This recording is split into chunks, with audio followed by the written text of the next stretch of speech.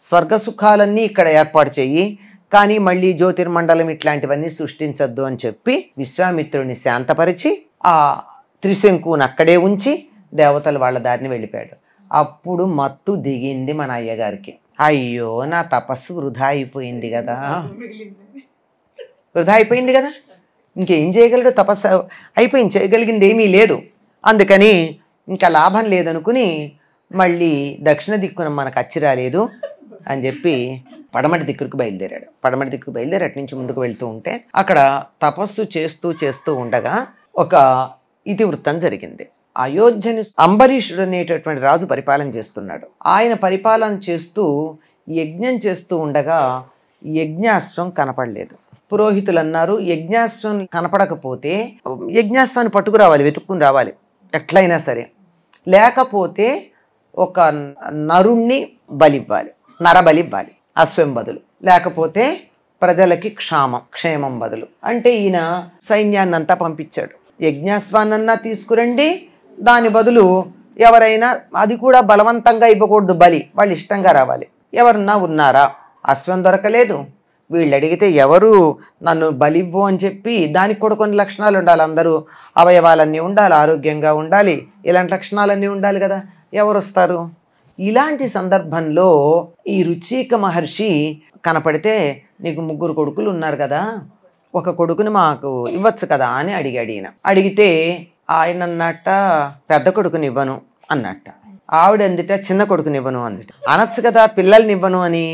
ఆహా, ఆయన పెద్ద కొడుకు, ఈవిడ చిన్న కొడుకు. అంటే నన్ను ఇస్తాననే కదా మా నాన్నగారు అమ్మ అన్నారు, వాళ్ళకి అక్కర్లేదు కదా, నన్ను తీసుకెళ్ళిపో రాజా, నువ్వు ఇస్తానన్న ధేనువులు మా వాళ్ళకి హాయిగా వాళ్ళు తిని బతుకుతారు, వాళ్ళకి కావాల్సింది ఆహారానికి ధేనువులే కదా, తిని బతుకుతారు, నన్ను తీసుకెళ్ళమన్నాడు. ఆ తల్లిదండ్రులు అలా అన్నారని కోపంతోనో ఉక్రోషంతోనో బాధతోనో దేంతోనో బయలుదేరాడు, కానీ బతకాలను కోరికుంది వాడికి, ఎట్టాగొట్టా బతకాలని.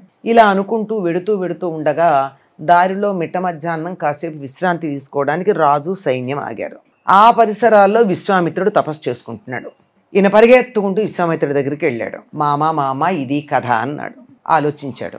విశ్వామిత్రుడు తన కొడుకుల్ని పిలిచి, మీలో ఎవరైనా ఇతడి బదులు బలికి పెడతారా అంటే వాళ్ళు అన్నారు, మంచి రుచికరమైన పదార్థాలు ఉంటే అవి వదిలేసి కుక్క మాంసం తినడానికి వెళ్ళినట్టుగా నువ్వు ఎవరినో రక్షించటం కోసం కొడుకుల్ని చంపుకోవడానికి సిద్ధపడుతున్నావు, నువ్వేం తండ్రివయ్యా అన్నారు.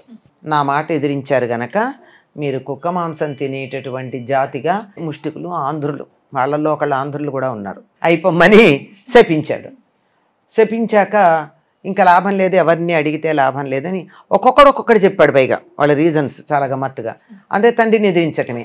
అయిన తర్వాత వీడికి ఏం చేస్తాడంటే, ఇంకెవరు చేసే పని లేదని 2 మంత్రాలు ఉపదేశించి, నీకేమీ పర్వాలేదు వెళ్ళు, ఈ 2 మంత్రాలు నువ్వు ఉపాసించే, ఒకటి ఇంద్రుడిది, ఒకటేమో వరుణుడిది.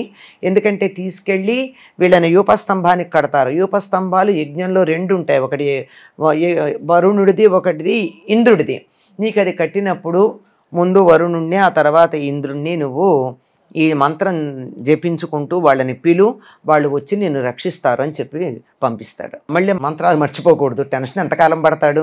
అందుకని రాజా త్వరగా వెడదానరా, యజ్ఞానికి ఆలస్యం అయిపోతుందని చెప్తాడు. తీసుకెడతారు. యజ్ఞం చేస్తూ ఉంటే వీడిని కడతారు.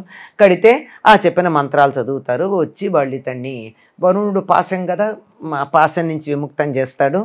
మరి అప్పుడు నా యజ్ఞం ఎట్లా అంటే, నువ్వు యూపస్తంభానికి కట్టబడ్డావు కదా, వరుణుడు కదా వచ్చి పాశాన్ని విప్పింది కనుక రాజుకి యజ్ఞఫలం దక్కుతుంది అని చెప్తారు.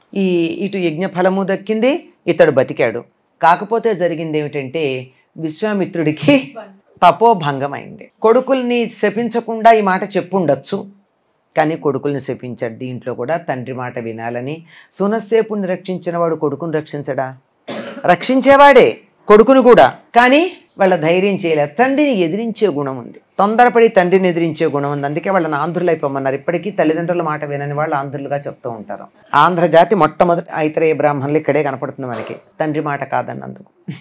ఇట్లా ఇలా ఇంకా ఎప్పటిదో మాట ఇది. ఇక్కడ కాదు, ఇంకో సందర్భంలో ఆంధ్రుడు అంటాడు, ఇక్కడేమో కిరాతులో ఏదో ఒక పదం వాడతాడు. అట్లా వెళ్ళిపోమని. ఈ సునస్సేపుడు విశ్వామిత్రుడి దగ్గరికి వచ్చి ఏమడుగుతాడంటే, నాకు జీవించి ఉండాలనుంది, ఎందుకు అంటే తపస్సు చేసి జీవన్ముక్తి పొందాలన్న కోరికతో.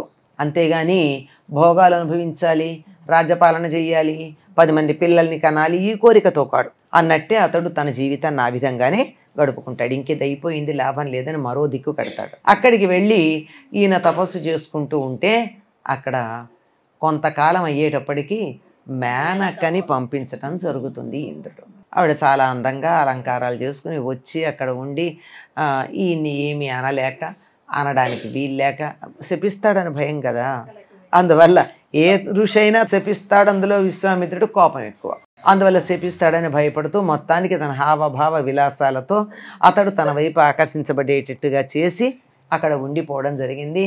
ఆ ఉండిపోవడంలో కూడా చాలా గమ్మత్తుగా, నువ్వెవరివి, ఒంటరిగా ఉన్నావు అంటే నాకెవరూ లేరు అని చెప్పడం, ఇక్కడ ఆశ్రయం కావాలని అడగటం, ఆశ్రయం ఇవ్వడం అన్నది అన్ని రకాలుగాను అవ్వడం, దాంతో అలా నెమ్మదిగా వ్యవహారం నడిచింది.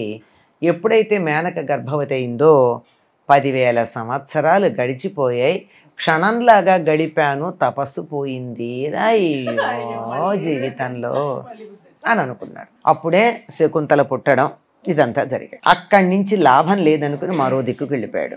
అక్కడికి వెడితే అక్కడ ఈయన కామాన్ని జయించినట్టే లెక్క. కామాన్ని జయించాలనుకున్నాడు కదా, కామాన్ని జయించినట్టే కోపాన్ని జయించాడో లేదో చూడాలి. ఈసారి రంభని పంపించారు.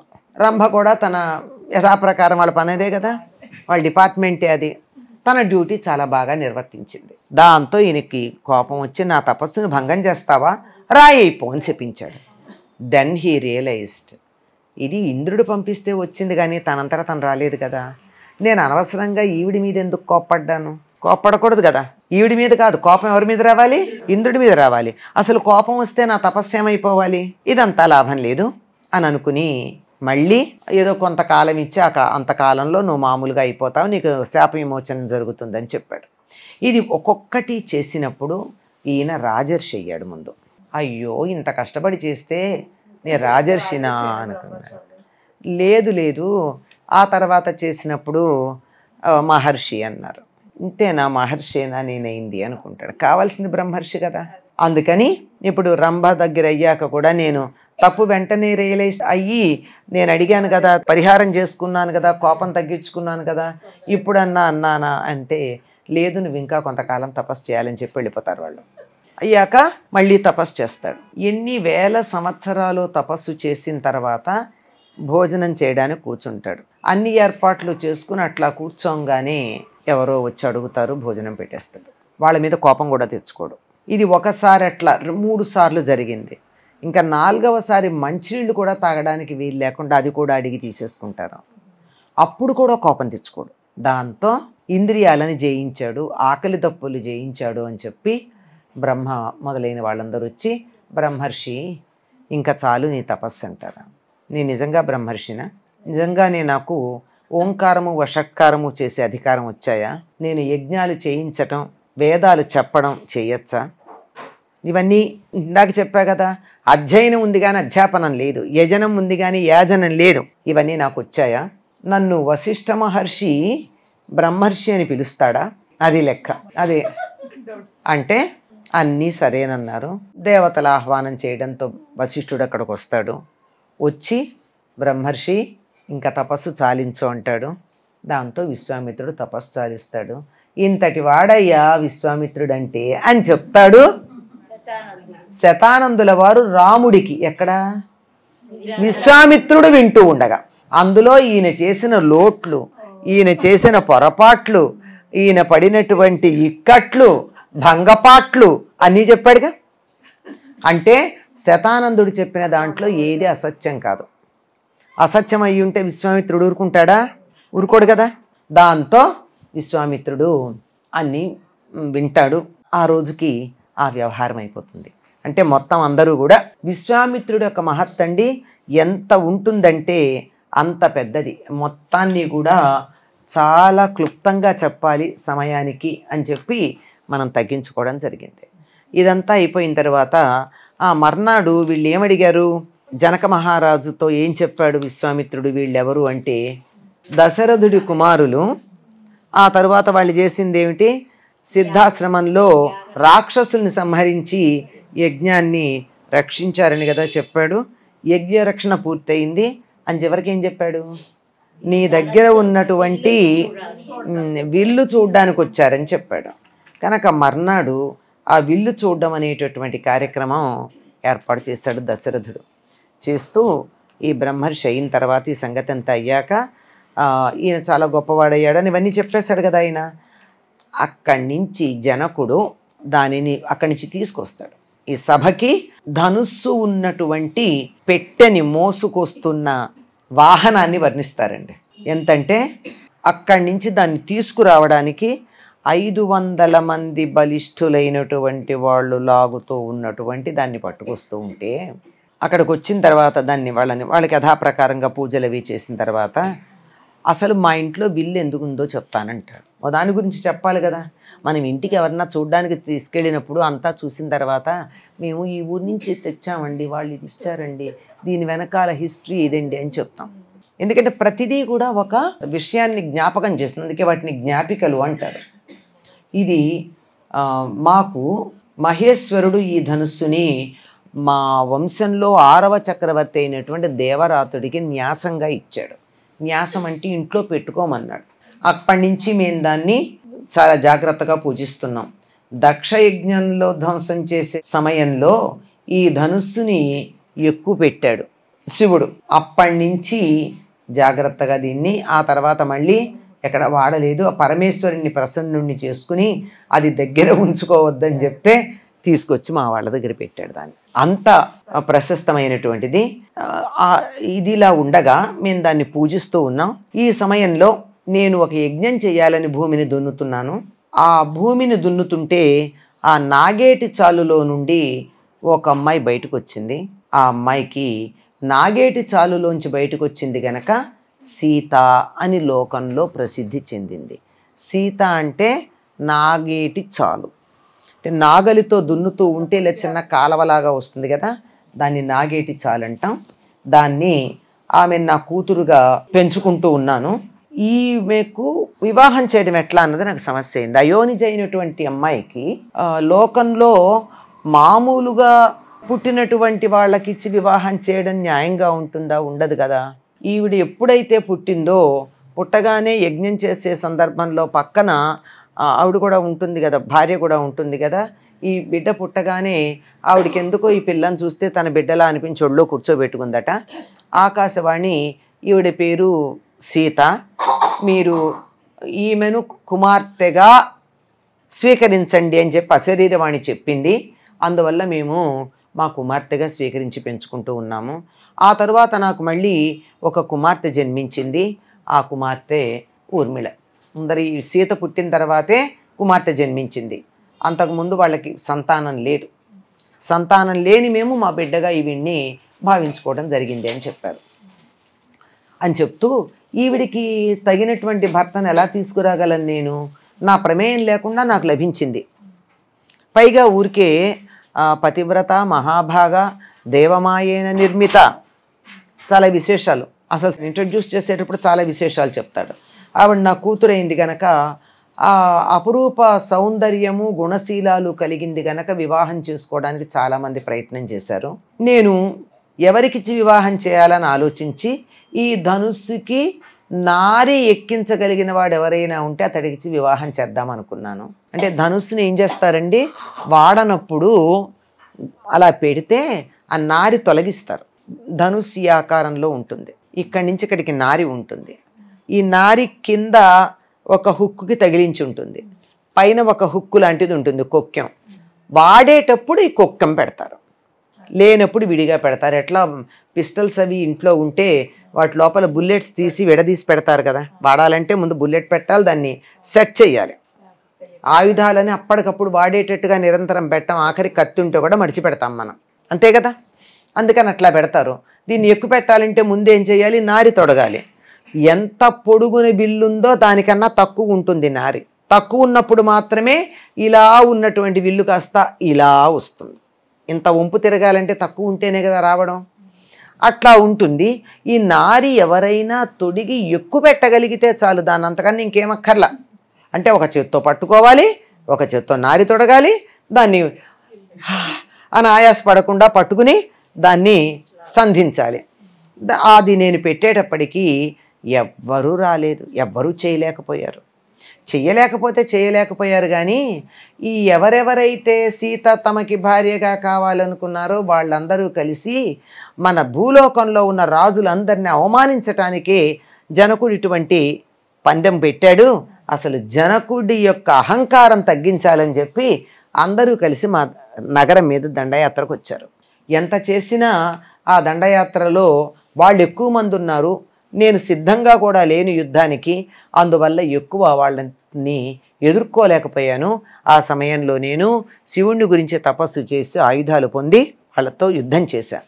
ఈ సమయంలో నా తమ్ముడు నాకు చాలా సహాయం చేశాడు. ఆ సంకాశ నగరాన్ని నుంచి వచ్చినటువంటి వాళ్ళు అక్కడ కేంద్రంగా ఉంది, వాళ్ళకి ఆ రాజ్యాన్ని నాకు ఇందులో సహాయం చేసి నా తమ్ముడిని పరిపాలించుకోమని ఇచ్చాడు అని చెప్తాడు సాంకాస్య నగరాన్ని. అటువంటిది ఈ విల్లు.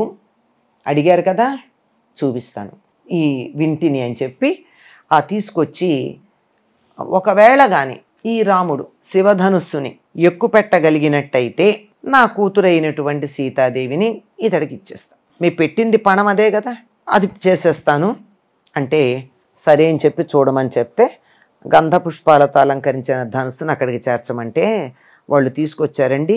8 చక్రాలు ఉన్నటువంటి ఆ ధనుస్సున్న పెట్టెని దీర్ఘకాయులైన 5,000 మంది పురుషులు కష్టపడి లాక్కొచ్చారట. బలిష్ఠులైన వాళ్ళు 5,000 మంది లాక్కొచ్చారట. దాన్ని చాలా జాగ్రత్తగా భద్రపరిచిన పెట్టెని తీస్తే, అదిగో ఈ శ్రేష్టమైన ధనుస్సును చూడండి అని చెప్తే, రాముడు చూడదగిన ధనుస్సు ఇదే. మా పూర్వీకులందరూ దీన్ని చాలా జాగ్రత్తగా పూజించే ధనుస్సు.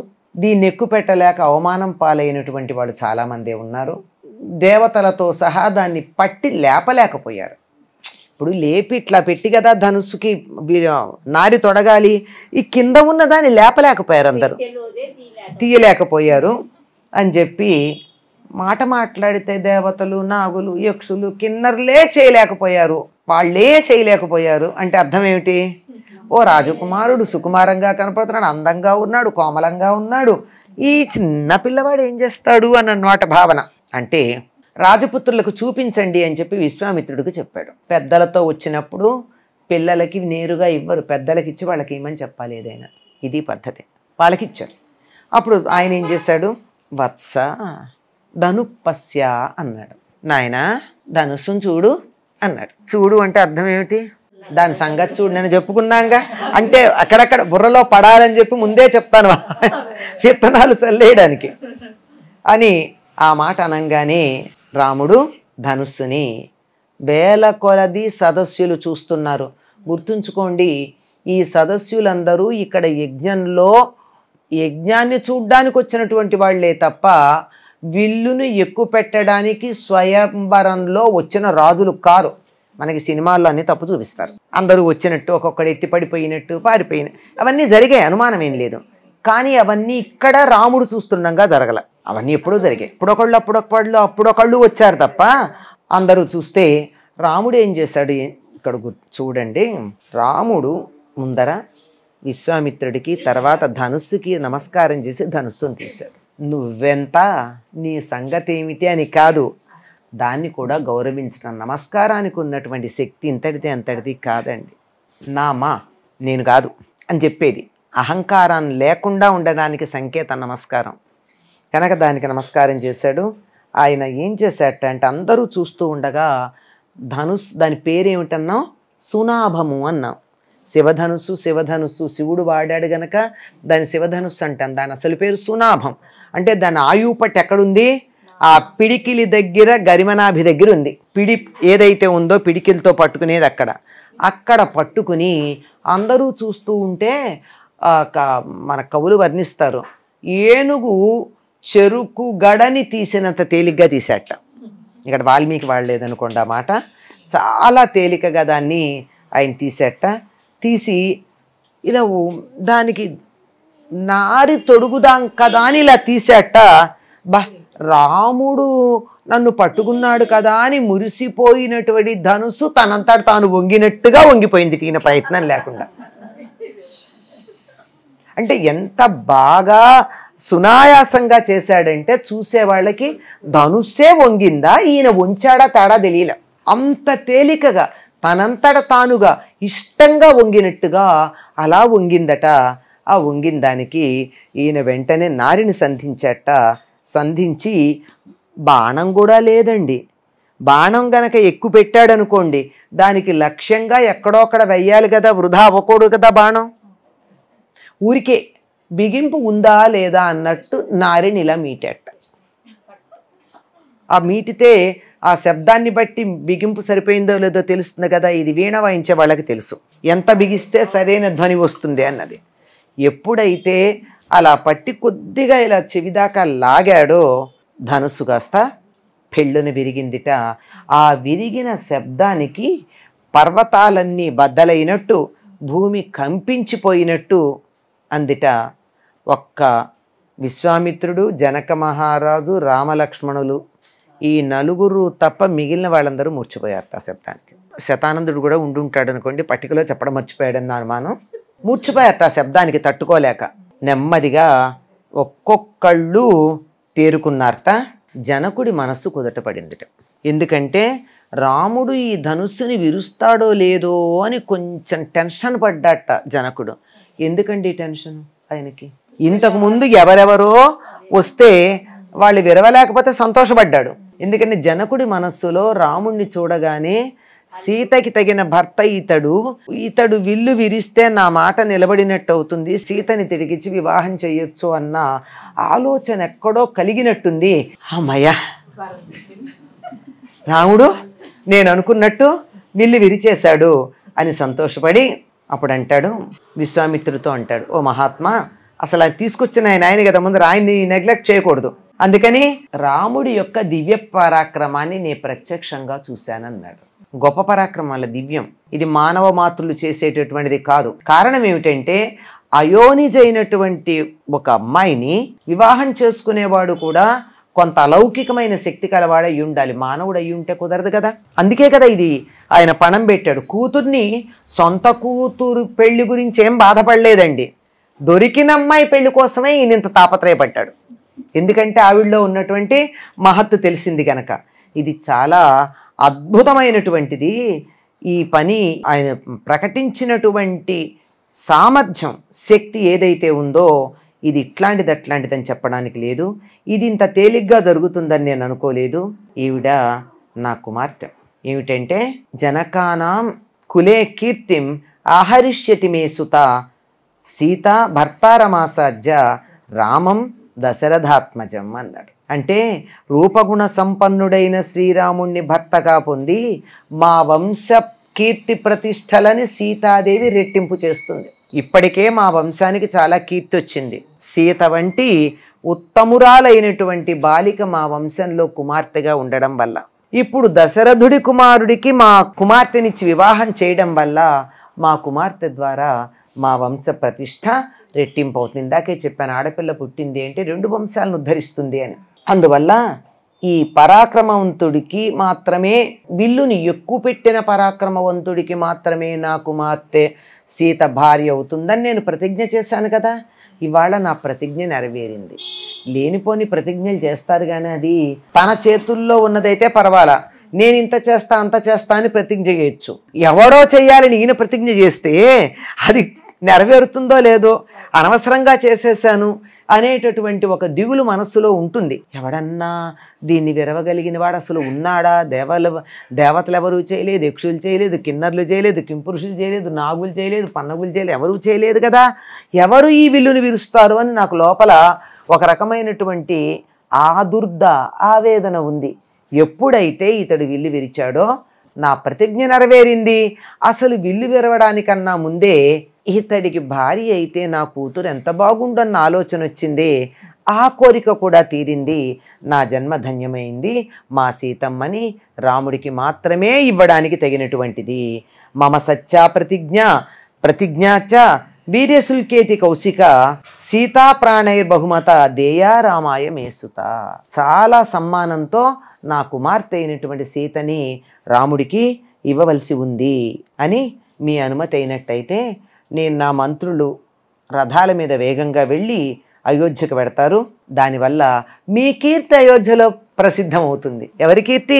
విశ్వామిత్రుడిది. అంటే రాముడికి తగినటువంటి భార్యని ఎన్ని, రాముడు శివధనుస్సుని భంగం చేయడానికి తగినటువంటి వాతావరణం కల్పించాడండి విశ్వామిత్రుడు అని అయోధ్యలో వాళ్ళంతా మీ గురించి మెచ్చుకుంటూ ఉంటారు. అప్పుడు అక్కడికి వెళ్ళిన తర్వాత వీర్యశుల్కైన సీతాదేవి గురించి కూడా అక్కడ చెప్తారు. వినమ్ర వచనాలతో దశరథుడికి మా వాళ్ళు నివేదిస్తారు, ఆహ్వానిస్తారు. వాళ్ళందరూ వచ్చిన తర్వాత మీ రక్షణలో ఉన్న రామలక్ష్మణులను గురించి రాజుగారికి చెప్తారు. చాలా రోజులైంది, యజ్ఞం పూర్తయి ఉండాలి, మా పిల్లలు ఇంకా రాలేదు, ఒక్కరోజు వదిలి ఉండలేను అని దిగులు పడుతున్నటువంటి దశరథుడికి మీ బిడ్డలు విశ్వామిత్రుడి రక్షణలో క్షేమంగా ఉన్నారన్న వార్త ముందు చేరుతుంది. ఆ తర్వాత కళ్యాణ వార్త చేరుతుంది. మరి మీ అనుజ్ఞ అయితే మేము దశరథుడికి వర్తమానం పంపిస్తాం అన్నాడు జనకుడు.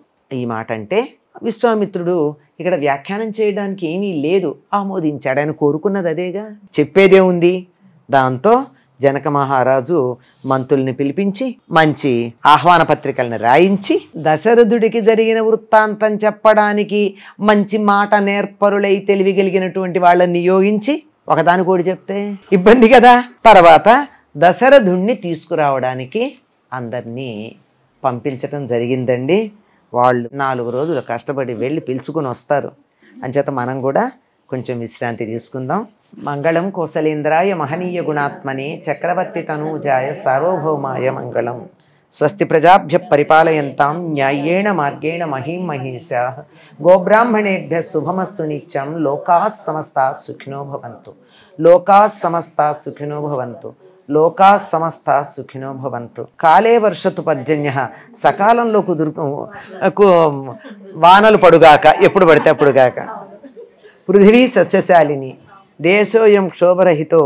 బ్రాహ్మణాః సంతు నిర్భయాః.